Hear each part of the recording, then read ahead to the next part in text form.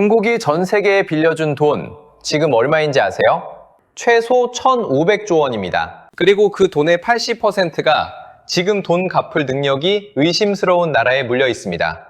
이거 제가 지어낸 숫자 아닙니다. 미국 윌리엄 앤 메리 대학의 에이드 데이터라는 연구소가 중국 대출을 20년 넘게 추적해서 낸 수치예요. 이 사람들이 뭘 했냐면 165개 나라에서 중국이 벌인 사업 2985건을 하나하나 다 뒤졌습니다. 계약서를 구할 수 있는 건 구하고 없으면 현지 신문이랑 국회 회의록까지 뒤졌어요. 그래서 나온 결론이 이겁니다. 개발도상국이 중국에 갚아야 할 원금만 최소 1조 1천억 달러, 우리 돈으로 1,500조 원입니다. 그런데 여기 단서가 붙어요. 잡히지 않는 것까지 다 합치면 1조 5천억 달러, 그러니까 2,100조 원까지 갈 수 있다고 봅니다. 이건 이자 뺀 원금만 그렇습니다. 그리고 선진국까지 다 포함하면 중국이 세계에서 받을 돈은 2조 6천억 달러가 넘어요. 3,600조 원입니다. 우리나라 1년 예산이 700조 원 정도 되죠. 그 5배를 남한테 빌려준 겁니다. 그런데 요즘 중국이 60%를 떼일 거다, 이런 얘기가 돌더군요. 저도 그 얘기 듣고 출처를 찾아봤습니다. 그랬더니 원본이 나오더라고요. 세계은행이랑 하버드 케네디 스쿨, 독일 킬 연구소, 그리고 아까 그 에이드 데이터가 같이 쓴 논문입니다.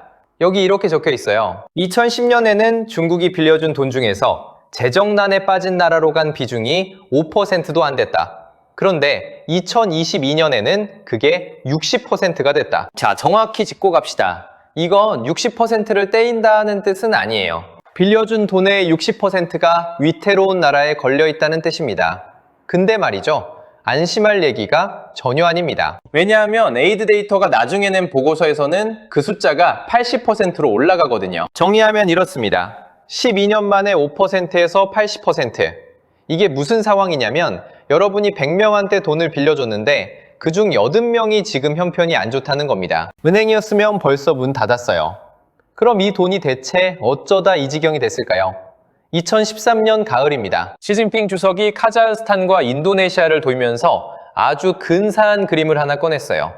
옛날 실크로드를 다시 살리겠다. 육지로 한 줄, 바다로 한 줄. 그래서 이름이 1대1로입니다. 이게 그냥 사업이 아니었어요. 시진핑 주석 개인의 이름을 건 대표작이었습니다. 중국 헌법에까지 들어갔어요. 세기의 프로젝트라고 불렀습니다.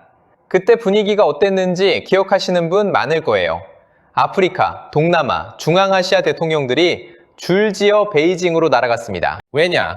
서방은행에 가면 인권이 어떻고 환경이 어떻고 조건이 10개씩 붙거든요. 심사만 몇 년입니다. 근데 중국은 달랐어요. 빠르고 조건 없고 심지어 공사할 회사까지 데려옵니다. 임기 5년짜리 대통령 입장에서 이보다 좋은 게 어디 있겠어요? 재임 중에 번쩍번쩍한 공항이 생기는데 2016년 중국이 한 해 동안 새로 내준 대출이 70조 원을 넘었습니다. 그 해 서방 선진국들이 개발도상국에 빌려준 돈을 전부 합친 것보다 많았어요.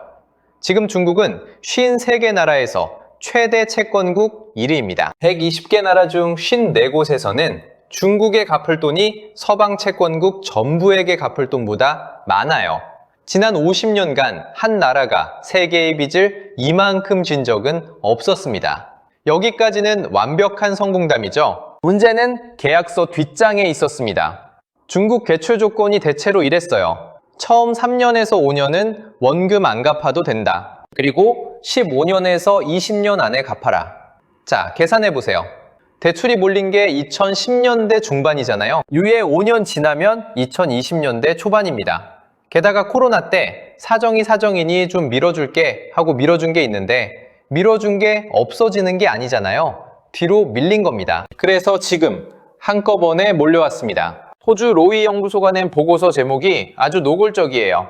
중국이 은행에서 빚 받으러 다니는 사람이 됐다. 영어로 debt collector라고 썼습니다. 개발도상국이 한 해 동안 중국에 갚아야 할 돈이 350억 달러, 50조 원 수준이고 그중 30조 원을 세계 최빈국 75곳이 갚아야 해요. 그리고 지금 중국은 60개가 넘는 나라에서 주는 돈보다 받는 돈이 더 많은 상태입니다. 2012년엔 그런 나라가 18곳이었어요. 그럼 실제로 잘 받아내고 있느냐? 이제부터가 진짜입니다. 스리랑카부터 보죠. 한반토타 항구 아시는 분 많을 겁니다. 인도가 수지 안 맞는다며 거절한 사업을 중국이 받았어요. 결과는 참담했습니다. 배가 안 왔어요. 콜롬보항에는 3,000척 넘게 들어오는데 한반토타는 텅 비었습니다. 2017년 스리랑카는 이 항구 운영권을 99년간 넘겼어요. 99년 홍콩이 영국에 넘어간 그 기간입니다. 그리고 2022년 국가부도 주유소 앞에 며칠씩 줄을 서고 성난 시민들이 대통령 관저 수영장에서 물놀이하는 장면이 전 세계로 나갔죠. 여기서 중요한 건 그 다음입니다. 빚을 재조정해야 하는데 최대 채권국이 중국이니 중국이 도장을 찍어야 해요. 버티고 버티다 결국 찍었습니다. 원금을 깎아주는 건 끝까지 안 했어요. 만기 늘리고 이자 낮추는 걸로 끝냈습니다. 그런데 재조정 끝나자마자 중국 수출입은행이 뭘 했는지 아세요? 이미 계약서에 도장 찍혀있던 고속도로 대출을 절반만 주겠다고 했습니다. 통화도 달러 말고 위안화로 바꾸자. 이자도 고정 말고 변동으로 하자. 이게 무슨 뜻이겠어요? 당신들 신용이 예전 같지 않잖아요 를 계약서로 말한 겁니다. 다른 상수도 사업은 아예 연락이 끊겼어요. 결국 스리랑카가 자기 돈으로 마무리하기로 했습니다. 그런데 그 공사 누가 했을까요? 중국 건설회사입니다. 그리고 그 회사는 돈 다 받았어요. 공사 지연 보상금까지 챙겼습니다. 이게 이 이야기 전체를 관통하는 핵심 구조입니다. 잘 들어보세요. 중국 은행이 상대 나라 정부에 돈을 빌려줍니다. 그 정부는 그 돈으로 중국 건설회사에 공사를 맡겨요. 돈은 중국에서 나가서 중국으로 돌아옵니다. 상대 나라에 남는 건 콘크리트와 빛이에요. 그런데 시간표가 다릅니다. 건설회사는 길어야 5년이면 돈 받고 철수해요. 은행은 20년, 30년을 기다립니다. 사고 나면 누가 뒤집어 쓰겠습니까? 잔치는 시공사가 하고 설거지는 은행이 하는 겁니다. 케냐를 볼까요? 몬바사에서 나이로비까지 놓은 철도, 중국 돈으로 지었습니다. 그런데 이게 돈을 못 벌어요. 케냐 철도공사가 정부한테 빌린 돈도 못 갚는다고 스스로 발표했습니다. 결국 최근 재협상을 했어요. 달러 빚을 위안화로 바꾸고 이자를 6.37%에서 3%대로 낮추고 만기도 늘려줬습니다. 절반 넘게 깎아준 거예요. 중국이 왜 그랬을까요? 위안화 국제화 때문이라는 해석도 있지만 다른 얘기도 나옵니다. 이대로 두면 아예 못 받겠다는 판단이었다는 거죠. 그리고 이 소식이 알려지자 아프리카 다른 나라 5곳이 곧바로 손을 들었습니다. 우리도 해달라고요. 파키스탄은 더합니다. 중국 파키스탄 경제 회랑에 60조 원 가까이 들어갔어요. 중국 전력회사들이 발전소 지어놓고 전기를 파는데 전기값을 못 받고 있습니다. 밀린 게 어마어마해요. 파키스탄 정부가 30조 원이 넘는 규모를 재조정해달라고 했습니다. 그런데 중국 전력회사들 연체이자 깎아달라는 건 거절했다는 얘기가 나왔어요. 나라끼리는 철의 오정 어쩌고 하는데 회사 대 회사로 앉으면 계산기부터 두드립니다. 사람 사는 게 어디나 비슷해요. 라오스는 인구 700만인데 외채가 나라 1년 생산의 100%를 넘었습니다. 어떻게 버티는지 아세요? 자산을 넘겼습니다. 2020년에 국영 송전회사 지분 90%를 중국 남방전력망 공사에 넘겼어요. 나라의 전기가 흐르는 혈관을 넘긴 겁니다. 그 뒤로도 수력발전 지분을 계속 팔면서 빚을 줄이고 있다는 소식이 올해까지 들려옵니다. 베네수엘라는 아예 급이 달라요. 석유를 담보로 70조 원 안팎을 빌려줬는데 베네수엘라 경제가 무너지면서 석유 생산 자체가 폭락했습니다. 담보가 증발한 거예요. 10조 원대가 사실상 날아갔다는 분석이 나옵니다. 몬테네그로는 좀 우프기까지 합니다. 산악지대에 고속도로 놓겠다고 1조 원 넘게 빌렸는데 완공된 구간이 산속 한가운데서 뚝 끊겨 있어요. 그 사진이 인터넷에 돌면서 유명해졌죠. 다급해진 몬테네그로가 유럽연합에 우리 좀 도와달라 했는데 유럽연합 대답이 뭐였는지 아세요? 거절이었습니다. 자, 그럼 중국이 손 놓고 당하고만 있었을까요? 절대 아닙니다. 이 대목이 진짜 무섭습니다. 에이드 데이터가 계약서를 뜯어봤더니 2000년대 초에는 중국 대출 중 담보 잡은 게 19%였어요. 지금은 72%입니다. 그리고 그 담보 낀 대출의 74%가 이미 재정난에 빠진 나라로 갑니다. 위험한 놈일수록 확실히 잡아둔다는 거죠. 담보 잡는 방식이 기가 막혀요. 그 나라가 광물이나 석유를 수출해서 번 달러가 중국은행이 지정한 별도 계좌로 먼저 들어가게 만듭니다. 에스크로 계좌라고 해요. 그리고 그 나라가 상환을 밀리면 어떻게 하는지 아세요? 중국은행이 그 계좌에서 그냥 빼갑니다. 상대 정부한테 물어보지도 않고요. 보고서 표현이 이래요.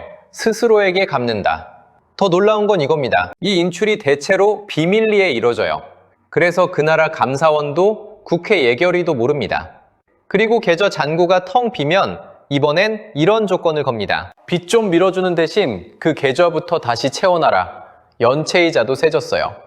1대1로 초기 2014에서 2017와 후기 2018까지 2021저 비교해보니 평균 연체이자율이 2배가 됐고 최고치는 3%에서 8.7%로 뛰었습니다. 그리고 결정적인 카드가 하나 더 있어요. 구제금융입니다. 22개 나라의 128번, 330조 원 규모입니다. 부도 직전 나라에 급전을 꽂아서 숨을 붙여놓는 거예요. 왜냐고요? 그 나라가 진짜 부도 나면 기존 대출도 다 날아가니까요. 우리말로 하면 돌려막기죠. 국제통화기금이 구제금융 줄 때 이자가 2%인데 중국은 평균 5%입니다. 응급실 링거 값을 2배 반으로 받는 셈이에요. 이 연구를 이끈 카르멘 라인하트 하버드 교수 말이 전곡을 찌릅니다. 베이징은 결국 자기 은행을 구하려는 겁니다. 그런데 여기서 중요한 게 나옵니다. 중국은 모두를 구해주지 않아요. 중간소득 국가, 그러니까 중국이 700조 원 넘게 물려있는 큰 손들은 살려줍니다. 은행 장부가 걸려있으니까요. 반면 가장 가난한 나라들, 전체의 20%밖에 안 되는 곳들은요. 만기만 늘려주고 새 돈은 안 줍니다. 잔인하지만 정확히 은행의 논리예요. 이렇게까지 하는데도 결과가 어떻게 됐냐? 정책은행 2곳, 그러니까 수출입은행과 국가개발은행이 부실 대출을 잔뜩 떠안았습니다. 그래서 베이징이 내린 결정이 뭔지 아세요? 이 은행들을 고치는 게 아니라 쓰지 않기로 했습니다. 예전엔 개발도상국 대출의 4분의 3이 이 두 은행에서 나갔어요. 지금은 22%입니다. 대신 국유 상업은행을 씁니다. 그리고 새 대출의 절반은 서방 상업은행이나 국제기구와 함께 나가요. 심사를 남한테 맡기는 겁니다. 자기 눈을 못 믿게 된 거예요. 이쯤 되면 시진핑 주석이 어떤 마음일지 궁금해집니다. 그런데 최근 베이징에서 흘러나오는 얘기가 심상치 않아요. 작년 10월 중국 공산당 4중전회가 열렸습니다. 여기서 세계가 딱 하나를 봤어요. 후계자가 나오느냐. 결론은 없었습니다. 뉴욕타임즈는 아예 4중전회에서 시진핑 후계자 질문은 금기라고 썼어요. 그리고 회의 뒤 나온 게 뭐였냐면 2035년까지의 장기 로드맵입니다. 2035년이요. 후계 얘기 대신 10년 뒤 계획을 내놓은 거죠. 사실상 사연임 구치기라는 해석이 쏟아졌습니다. 그런데 조용하지가 않아요. 그 무렵 군 서열 3위였던 허웨이둥 중앙군사위 부주석을 포함해 고위장성 9명이 한꺼번에 날아갔습니다. 그것도 시진핑 주석이 직접 키운 사람들이었어요. 이걸 두고 강력한 통제력의 과시라는 해석도 있지만 반대로 내부 균열이 임계점에 왔다는 신호라는 분석도 나왔습니다. 어느 쪽이 맞는지는 아무도 모릅니다. 다만 자기 손으로 세운 사람을 자기 손으로 치는 일이 반복되는 건 어느 조직에서든 편안한 신호는 아니죠. 그리고 이달 초 중국 지도부와 원로들이 모이는 베이다이허 회의가 시작됐습니다. 바닷가 휴양지에서 열리는 비공개 회의예요. 여기서 무슨 말이 오갔는지는 아무도 공개하지 않습니다. 다만 이런 얘기가 돕니다. 원로들 쪽에서 이제는 후계 구도를 정할 때가 되지 않았느냐는 목소리가 나왔다는 거예요. 내년 21차 당대회를 앞두고 마지막 기회라는 거죠. 확인된 얘기는 아닙니다. 이런 자리는 원래 확인이 안 되니까요. 다만 일본 언론에서는 시진핑이 베이다이허를 앞두고 불안한 기색을 보였다는 분석 기사까지 나왔습니다. 여기서 우리가 생각해 볼 대목이 있어요. 시진핑 주석이 압박을 받는다면 그게 1대1로 하나 때문일까요? 그건 아닐 겁니다. 부동산이 무너졌고 청년 실업이 심각하고 지방정부 숨은 빚이 2,000조 원대라는 얘기가 나오고 정부 부채는 사상 처음 100조 위안을 넘었어요. 개인대출 연체가 사상 최고라는 보도까지 나왔습니다. 문제는 겹겹입니다. 하지만요, 1대1로는 그 모든 것 중에서도 특별합니다. 왜냐하면 이건 시진핑 주석이 자기 이름을 걸고 헌법에까지 새겨넣고 세기의 프로젝트라고 이름 붙인 작품이거든요. 성공했으면 그 공은 온전히 한 사람의 것이었을 겁니다. 그런데 결과가 이렇게 나왔어요. 1,500조 원을 뿌렸는데 80%가 위태롭고 은행들은 못 믿어서 안 쓰기로 했고 개발도상국에서 중국 호감도는 56%에서 40%로 떨어졌습니다. 미국한테 14%포인트 뒤집혔어요. 돈은 돈대로 쓰고 인심은 인심대로 잃은 겁니다. 공을 독차지하는 자리에 앉으면 책임도 독차지하게 됩니다. 나눠 가질 사람을 안 만들어 놨으니까요. 이게 세상 이치더라고요. 이 영상이 재밌으셨다면 아래 하이프 버튼 한 번만 꾹 눌러주세요. 여러분이 눌러주시는 그 한 번이 이런 이야기를 계속 찾아서 정리할 수 있는 힘이 됩니다. 정말 큰 도움이 돼요. 마지막으로 반전을 하나 말씀드릴게요. 1대1로가 끝났느냐? 아닙니다.